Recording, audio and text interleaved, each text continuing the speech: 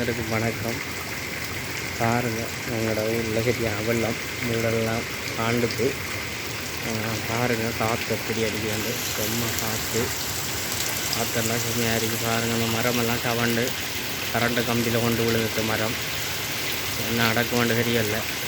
சரியான காற்று மழையுமா இருக்குது. இந்த கிராமம் பின்தங்கிய கிராமம் உண்டு. பார்ப்பீங்கன்னு நினைக்கிறேன், தெரியும். முடிஞ்ச உறவுகள் முன்வந்து ஏதாவது இந்த மக்களுக்கு செய்கிறதுக்கு முன்பாங்க. பாருங்கள் எப்படியாண்டு இந்த கரண்டு அந்த மரம் விழுந்து அப்படியே கரண்டு கம்பியில் வந்து இயங்கிச்சு. பெரிய மண் நினைக்கிறவங்களுக்கு நல்லா பாருங்கள், அந்த டூன் பண்ணி காட்டுறேன்.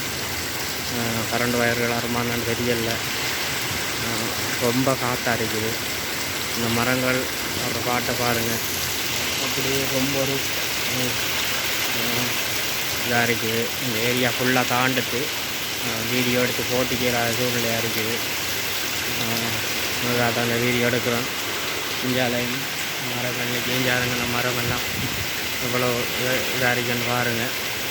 கட்டுமரு காற்று பெரிய ஒரு காற்று ஒன்று அடிக்குது. பெரிய கலத்தாக இருக்குது. கரண்டு ஓரத்தில் அந்த மரங்கள் நிற்கிது. அந்த மரம் தான் கடுமரம் மாதிரி செஞ்சுட்டு எல்லா உறவுகளும் பார்த்து பாருங்கள். வீட்டுக்குள்ளே எல்லாம் தண்ணி ஏற போகுது. இந்த மாதிரி தண்ணி ஏறிடும். கொஞ்சத்துக்குள்ளாக இருக்குது ஏறுறதுக்கு.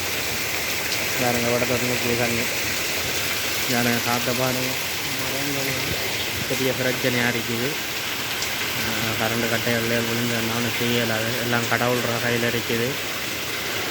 எங்களோட கிராமமே பின்தள்ளப்பட்ட கிராமம் உண்டு. முடிஞ்ச உறவுகள் முடிஞ்ச பங்களிப்புகளை செஞ்சு இந்த கிராமத்தில் ஒரு 120 குடும்பம் இருக்குது.